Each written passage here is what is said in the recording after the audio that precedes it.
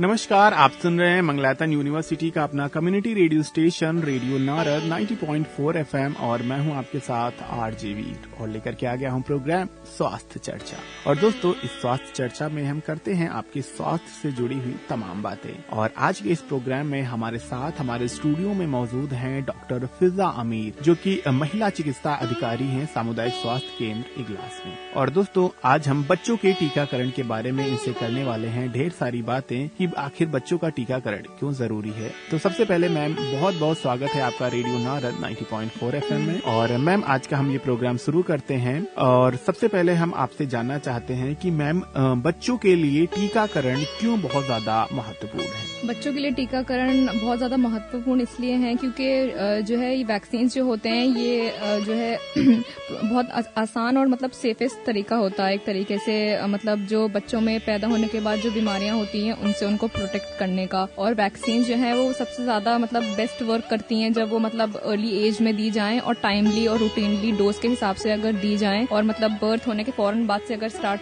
कर दी जाएं तो मतलब बच्चों के स्कूल जाने वाली एज तक से पहले तक अगर उनके सारे शेड्यूल के अकॉर्डिंग अगर सारे डोज दे दिए जाएं तो जो है मतलब आगे जाके रिस्क जो है वो लाइफ थ्रेटनिंग जैसे डिजीजेज होते हैं उनका बहुत ज्यादा कम हो जाता है। तो इसीलिए ये बोला जाता है कि रूटीनली और टाइम डोज के हिसाब से बच्चों को सब एज के अकॉर्डिंग सारे वैक्सीन लग जाने चाहिए। मैम, अगर वैक्सीन की जहाँ पर बात हो रही है तो वहीं हम आपसे जानना चाहेंगे कि बच्चों को कौन कौन से टीके दिए जाते हैं और उनकी क्या क्या उम्र होती है? बच्चों में बर्थ के बाद से जो काफी सारे होते हैं वैक्सीन जो कि स्टार्ट कर देने चाहिए, जैसे कि टेटनस हो गया, पोलियो हो गया, मम्प्स हो गया, मीजल्स हो गया, हेपेटाइटिस B, A हो गया, येलो फीवर हो गया, इन्फ्लुएंजा हो गया हमारा और डिप्थेरिया हो गया, हीमोफिलस इन्फ्लुएंजा, टाइप B हो गया, टाइफाइड हो गया, रूबेला हो गया। ये सारे वैक्सीन होते हैं हमारे। जैसे हेपेटाइटिस B जो है वो एक तो हमारा फौरन बर्थ पे दिया जाता है और उसकी जो सेकेंड डोज है और थर्ड डोज जो है वो मतलब फर्स्ट सेकेंड पहले महीने में, फिर उसके बाद दूसरे महीने में, उसके बाद 12 महीने पे लग जानी चाहिए। इसी तरीके से हेपेटाइटिस B 2 साल तक लग जाना चाहिए और उसके बाद में 6 या 12 महीने तक लग जाना चाहिए, मतलब मैक्सिमम एज होती है हेपेटाइटिस वैक्सीन के लिए। इसी तरीके से BCG हमारा 5 ईयर से पहले तक 3 to 5 के बीच में लग जाना चाहिए। और येलो फीवर हो गया वो 9 मंथ्स, उसका वैक्सीन 9 मंथ्स के बाद या 9 मंथ्स तक लग जाना चाहिए। मीजल्स का भी फर्स्ट डोज जो होती है वो 12 to 15 मंथ्स तक कवर हो जानी चाहिए हमारी। और एक हमारा हो गया मीजल्स रूबेला वैक्सीन, वो हमारी 2 डोजेज होती हैं, वो भी हमारी 15 मंथ्स तक कवर हो जानी चाहिए। और हमारा डिप्थेरिया टेटनस टॉक्सॉइड हो गया, ये बर्थ से 6 वीक्स टू 7 ईयर्स के बीच में लग जाना चाहिए। और हमारा हो गया MMR मम्प्स मीजल्स रूबेला का जो वैक्सीन होता है वो 12 to 15 मंथ्स में लगती है इसकी फर्स्ट डोज, और जो इसकी सेकेंड होती है वो 4 to 6 ईयर्स तक कवर हो जानी चाहिए।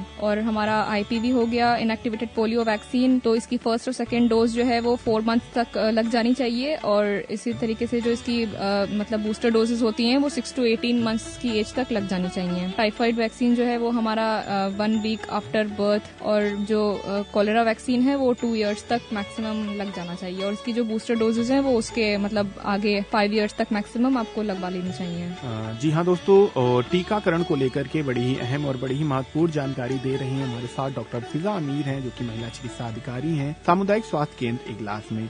और मैम, जहाँ पर टीकाकरण की बात हो रही है तो आपसे जानना चाहेंगे कि कई बार टीकाकरण के बाद बच्चों में उस जगह पर सूजन या फिर गांठ पड़ जाती है, जिससे पेरेंट्स बहुत ज्यादा डर जाते हैं और बहुत ज्यादा घबरा जाते हैं। तो इसके क्या कारण होते हैं, हमारे श्रोताओं को बताइए। हाँ, कई बार ऐसा होता है कि हमारा जो मतलब अपर आर्म का एरिया हो गया, हाथ के ऊपर वाला जो हिस्सा होता है, या फिर अगर IM आपने मतलब जैसे कि थाई पर अगर लगवाया है वैक्सीन तो उस जगह पे काफी बार गांठ सी पड़ जाती है। तो वो एक वैक्सीन का आफ्टर इफेक्ट होता है जो कि मतलब कुछ दिन में अपने आप रिजॉल्व हो जाता है। तो उसके लिए परेशान होने की जरूरत नहीं है, वो टाइमली रिजॉल्व हो जाता है। जैसे जैसे कि इम्यूनिटी बढ़ती जाती है बच्चे में, तो वो चीज जो है अपने आप टाइम के साथ ठीक हो जाती है। और दोस्तों, प्रोग्राम को आगे बढ़ाते हैं और मैम, आगे हम आपसे जानना चाहते हैं कि जैसे कि बच्चों के लिए टीकाकरण बहुत ज्यादा महत्वपूर्ण है, टीका न लगवाने से बच्चों को भविष्य में कौन कौन सी घातक बीमारियां हो जाती हैं, हमारे श्रोताओं को बताइए। अगर वैक्सीन अगर टाइमली बच्चों में नहीं लगे तो फिर आगे जाके पोलियो पोलियो जैसी बीमारी या फिर जो मीजल्स हो गया या फिर टेटनस जैसी बीमारी है, फिर उसके बाद या तो माँ की बुखार जिसे कहते हैं वो भी आगे जाके बच्चों में हो जाता है। तो इसीलिए जो ऐसी बीमारियां हैं जो कि मतलब बहुत ज्यादा लाइफ थ्रेटनिंग होती हैं, जिससे कि बहुत ज्यादा डेथ का खतरा बढ़ जाता है, तो उसके लिए ही ये वैक्सीन होते हैं जो कि कम एज में लग जाना चाहिए। कभी कभी ऐसा भी होता है कि ब्रेन में स्वेलिंग आ जाती है या फिर मतलब कि आईसाइट प्रॉब्लम्स भी बच्चों में हो जाती हैं, जैसे कि ब्लाइंडनेस हो जाती है आगे जाके या पैरालिसिस हो जाता है, हाथ पैर मतलब कमजोर पड़ जाते हैं और काम करना बंद कर देते हैं। तो इसके लिए ही ये सारे वैक्सीन होते हैं जो कि कम एज में लग जाने चाहिए, नहीं तो फिर आगे जाके जो है मतलब बच्चों की ओवरऑल जो ग्रोथ डेवलपमेंट होती है उसमें भी मतलब रिटार्डेशन हो जाता है और बच्चे ठीक से ग्रो नहीं कर पाते हैं। जी हाँ दोस्तों, बच्चों को अगर सही ग्रोथ चाहते हैं और आप चाहते हैं कि बच्चे स्वस्थ रहें तो आप बच्चों को टीकाकरण जरूर करवाएं। और दोस्तों, इन्हीं बातों के साथ प्रोग्राम को आगे बढ़ाते हैं और आगे आपसे जानना चाहते हैं कि मैम कई बार पेरेंट्स क्योंकि बहुत ज्यादा इमोशनल होते हैं तो उनको पता है कि जब बच्चों को टीका लगेगा तो उन्हें पेन होता है, तो इस वजह से भी कई बार पेरेंट्स टीका लगवाने के लिए मना कर देते हैं, तो उस पर आप क्या कहना चाहेंगे?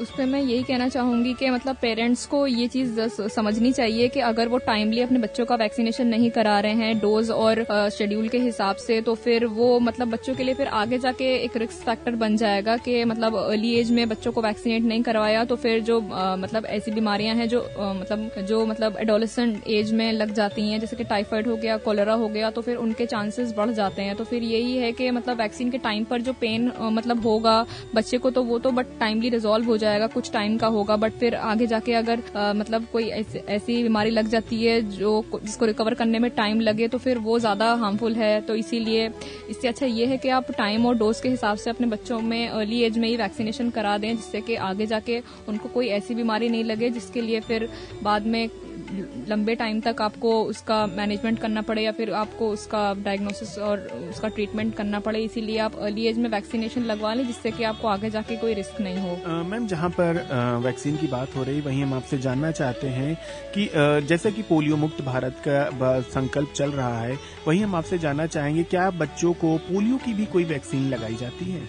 पोलियो की जी हाँ, ये मतलब अर्ली एज में ही पोलियो के भी ड्रॉप्स दिए जाते हैं कि जिससे कि मतलब आगे जाके ऐसा कोई नहीं हो कि मतलब रिकवर किसी बच्चे में कर रहा है, अगर मतलब किसी को अगर ड्रॉप्स नहीं दिए गए हैं ओरली, अगर मतलब अर्ली एज में आफ्टर बर्थ अगर नहीं दिया गया है तो उनमें मतलब बच्चों में पैरालिसिस या इस तरीके की कोई बीमारी नहीं हो, तो इसीलिए वो पैरालिसिस वाली डिजीज को प्रिवेंट करने के लिए हम पोलियो दे देते हैं। जी हाँ दोस्तों, आज हमारे साथ हमारे स्टूडियो में डॉक्टर फिजा अमीर हैं जो कि महिला चिकित्सा अधिकारी हैं सामुदायिक स्वास्थ्य केंद्र इगलास में और बच्चों के टीकाकरण से जुड़ी हुई तमाम बातें कर रही हैं। और मैम, आगे हम आपसे जानना चाहते हैं कि टीकाकरण की जहां पर बात हो रही है वहां पर बच्चों में टीकाकरण किस एज तक लगते हैं, मतलब किस उम्र तक बच्चों को टीकाकरण की जरूरत होती है? वैसे तो बर्थ के फौरन बाद मतलब से आपको मैक्सिमम 5 इयर्स की एज तक लग जाने चाहिए सारे वैक्सीन, पर उसके बाद बूस्टर डोजेस भी आती हैं जो कि मतलब आप अपने टाइम के मतलब अकॉर्डिंग लगवा सकते हैं, बट मैक्सिमम 5 या 6 इयर्स की एज तक आपको जो इम्यूनाइजेशन शेड्यूल है हमारा, उस शेड्यूल के अकॉर्डिंग आपको मतलब सारे वैक्सीन लग जाने चाहिए। अगर आप शेड्यूल के हिसाब से लगवा रहे हैं तो फिर काफी अच्छा है, फिर आपका जो बच्चा है वो मतलब लाइफ थ्रेटनिंग जो भी डिजीजेस होते हैं उनसे मतलब अर्ली एज में ही मतलब वो प्रिवेंट हो जाएंगे और उनसे मतलब इम्यून हो जाएंगे। मैम, अक्सर कई बार देखा जाता है कि बच्चों में जो है हाथ पैरों का पतला होना या फिर यूं कहें कि बच्चों में एक अजीब सी बीमारी हो जाती है जिसे हम रैकेट्स कहते हैं शायद, और उसकी वजह क्या टीकाकरण है? जी, विटामिन डी डेफिशिएंसी की वजह से जो है ये रिकेट्स वाली जो हमारी बीमारी है वो हो जाती है कभी कभी, तो इसीलिए विटामिन डी तो प्रेगनेंसी में भी जब आपके ट्राइमेस्टर चल रहे हैं तो उसमें भी अगर आप में डेफिशिएंसी है तो आपको प्रेगनेंसी में भी उसके वैक्सीन लेने चाहिए, और मतलब आफ्टर बर्थ भी अगर आपका बेबी कमजोर है तो फिर आपको विटामिन डी के वैक्सीन टाइमली और रूटीनली ले लेने चाहिए। अगर आप उसको नहीं लेते हैं तो फिर आप जो रिकेट्स वाली बीमारी है ये मतलब बढ़ जाती है, फिर आगे जाके जो बोन्स जो है बच्चे की वो वीक रहती हैं और मतलब जो एज है उनके ग्रो करने की वो मतलब कम हो जाती होती है, मतलब एज के हिसाब से बच्चा उतना अच्छे से ग्रो नहीं कर पाता है, उसके बोन्स और मसल्स काफी ज्यादा वीक हो जाते हैं, तो वो अपनी एज के हिसाब से फिर बच्चा छोटा लगता है, वीक लगता है और वो ठीक से टाइमली चल नहीं पाता है। फिर तो ये सारी फिर चीजें फेस करनी पड़ जाती हैं। इसीलिए विटामिन डी बहुत ज्यादा जरूरी है। विटामिन डी का वैक्सीन आपको लग जाना चाहिए आपके बच्चे को, मतलब शेड्यूल के हिसाब से। तो फिर ये जो रिकेट्स वाली बीमारी है इससे आप प्रिवेंट रहेंगे। मैम आगे हम आपसे जानना चाहेंगे कि बच्चों के शारीरिक विकास में टीकाकरण का कितना महत्व है? शारीरिक विकास में टीकाकरण का भी बहुत ज्यादा इम्पोर्टेंस है। अगर आपने अपने इम्यूनाइजेशन शेड्यूल के हिसाब से, डोज और टाइम टेबल के हिसाब से अगर आपके बच्चे को सारे वैक्सीन लगे हैं तो फिर आपका बच्चा जो है ओवरऑल मतलब उसकी ग्रोथ में इम्प्रूवमेंट रहेगा और वो अपनी ग्रोथ के हिसाब से ही बच्चा ग्रो करेगा, क्योंकि वो बाकी जो जितनी भी डिजीजेज हैं जैसे कि वो उनसे प्रिवेंट रहेगा। तो फिर इसलिए उसको कोई बोन या मसल की वीकनेस नहीं होगी और वो ओवरऑल अच्छे से ग्रो करेगा अपनी एज के हिसाब से, उसको कोई बीमारी नहीं लगेगी और आगे इन फ्यूचर में भी वो जो प्रिवेंटिव जो बीमारियां हैं उनसे वो प्रिवेंट रहेगा। दोस्तों, बड़ी ही अहम और बड़ी ही महत्वपूर्ण जानकारी दे रही है हमारे साथ हमारे स्टूडियो में डॉक्टर फिजा आमिर हैं, जो कि महिला चिकित्सा अधिकारी हैं सामुदायिक स्वास्थ्य केंद्र इगलास में। और मैम, चलते चलते पेरेंट्स को, उन धात्री महिलाओं को क्या संदेश देना चाहेंगी जो आपको रेडियो पर सुन रही हैं? मैं सभी महिलाओं को ये संदेश देना चाहूंगी कि आप अपने बच्चों को टाइमली पैदा होने के बाद से ही सारे महीनों पर वैक्सीन दिलाएं, क्योंकि अगर आप नहीं टाइमली दिलाते हो तो फिर आपके बच्चों को आगे जाके ऐसी बीमारियां लग सकती हैं जिनका फिर इलाज कराना आपके लिए मुश्किल पड़ जाएगा। तो इसीलिए अगर आप चाहती हैं कि आपके बच्चे को आगे जाके कोई बीमारी नहीं लगे तो आप टाइमली हर महीने पे अपने बच्चों को वैक्सीन लगवाएं और फिर इसमें कोई भी भूल नहीं करें, नहीं तो फिर आपके बच्चे के लिए दिक्कत हो सकती है आगे जाके। मैम, आपका बहुत बहुत शुक्रिया, आपने इतनी अहम और इतनी महत्वपूर्ण जानकारी हमारे श्रोताओं को दी। दोस्तों, आज का ये प्रोग्राम यहीं पे समाप्त होता है। हमारे साथ हमारे स्टूडियो में थी डॉक्टर फिजा आमिर, जिन्होंने टीकाकरण को लेकर के ढेर सारी बातें हमारे साथ साझा करी कि बच्चों का टीकाकरण क्यों जरूरी है, बच्चों को किन किन उम्र में टीके लगते हैं और सही उम्र पे टीके न लगने से उनको कौन कौन सी गंभीर बीमारियां हो जाती हैं और टीकों का क्या महत्व है। और इन्हीं बातों के साथ दोस्तों, आज का ये प्रोग्राम यहीं पे समाप्त होता है। मुझे भी दीजिए इजाजत। अगले फिर प्रोग्राम में आएंगे किसी खास एक्सपर्ट के साथ और करेंगे आपसे ढेर सारी बातें। तब तक के लिए मुझे दीजिए इजाजत। नमस्कार। और आप सुनते रहिए मंगलातन यूनिवर्सिटी का अपना community radio station radio Narad 90.4। अगर आपको ये वीडियो पसंद आया तो अभी वीडियो को लाइक करें, कमेंट करें और चैनल को सब्सक्राइब करें। वीडियो को लास्ट तक देखने के लिए धन्यवाद। Okay, bye.